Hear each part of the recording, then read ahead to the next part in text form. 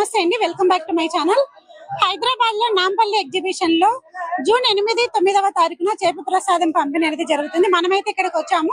So గత 180 సంవత్సరాల నుంచి బత్తిని ఫ్యామిలీ మెంబర్స్ అయితే గనక ఇక్కడ చేప ప్రసాదాన్ని అయితే కొన్ని లక్షల మందికి పంపిణీ చేస్తున్నారు. సో ఆయాసం, ఆస్మా ఉన్న వాళ్ళకి ఎవరైనా సరే మన తెలుగు రాష్ట్రాల్లో ఉన్న ప్రజలే కాకుండా మన భారతదేశంలో ఉన్న రాష్ట్రాల ప్రజలు కూడా ఇక్కడికి వచ్చి మరి చేప ప్రసాదాన్ని తీసుకోవచ్చు. అలాగే లక్షల మంది ఇక్కడికి వచ్చారని తెలుస్తుంది. సో మనమైతే ఇక్కడ ఫ్రీ ఆఫ్ కాస్ట్ అన్నమాట.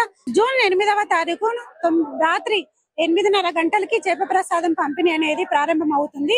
సో మనకు ఇక్కడ హైదరాబాద్ లో ఉన్న వాళ్ళు కూడా మనకి జూన్ 9వ తారీఖున వచ్చి ఇక్కడ చేప ప్రసాదాన్ని అయితే వినియోగించుకోవచ్చు అని తెలుస్తుంది.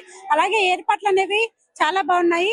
ప్రతి ఒక్కరికి అంటే వచ్చిన వాళ్ళు లక్షల మంది ఇక్కడికి వస్తారు కాబట్టి సో వచ్చిన వాళ్ళందరికీ కూడా ఇక్కడ మనకి అన్నప్రసాదం, టిఫిన్ కావచ్చు, భోజనం కావచ్చు, అన్ని ఏర్పాట్లు అనేవి చేస్తున్నారు.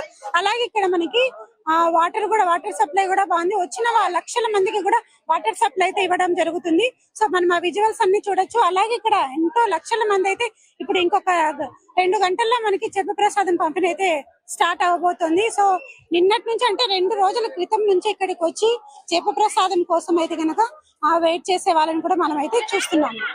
ఇక్కడైతే మనతో పాటు కొంతమంది ఉన్నారు. వీళ్ళనైతే ఈ అరేంజ్మెంట్స్ గురించి మనమైతే కొన్ని విషయాలు అడిగి తెలుసుకునే ప్రయత్నం అయితే చేద్దాము.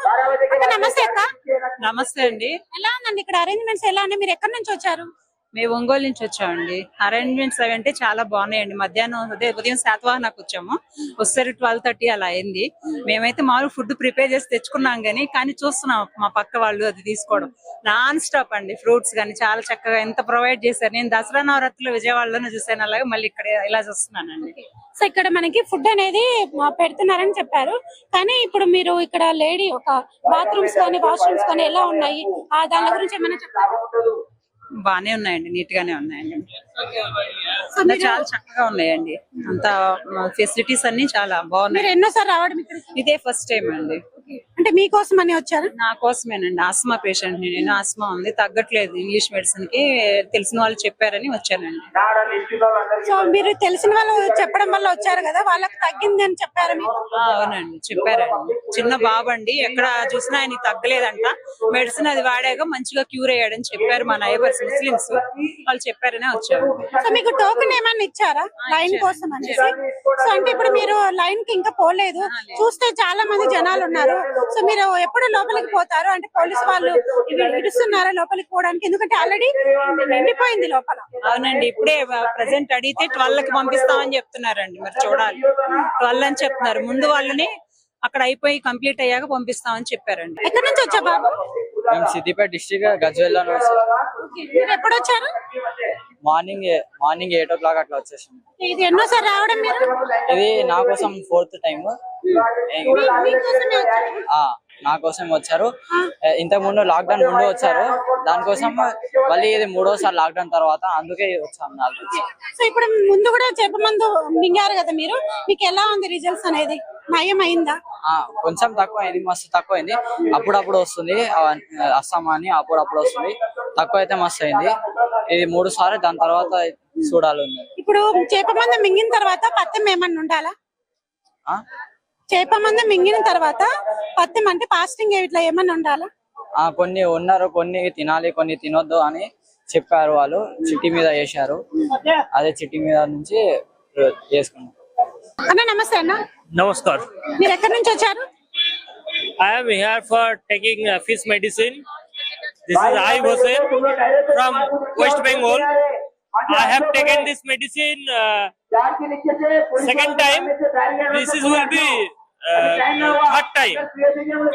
I have listened that if you take this medicine 4th time, your asthma will be cured. That's why I am here and I will take this medicine. Today will be third time. Okay. हम waste Bengal से आया है।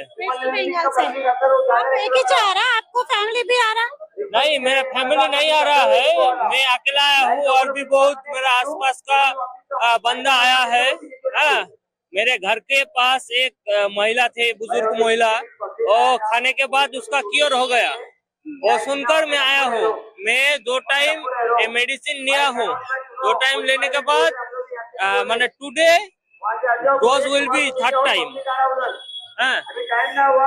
और मैं सुना हूँ विशेषज्ञों से जो फोर्थ टाइम लेने के बाद ये जो आपका अस्थमा का समस्या है, अस्थमा का समस्या समाधान हो जाता है।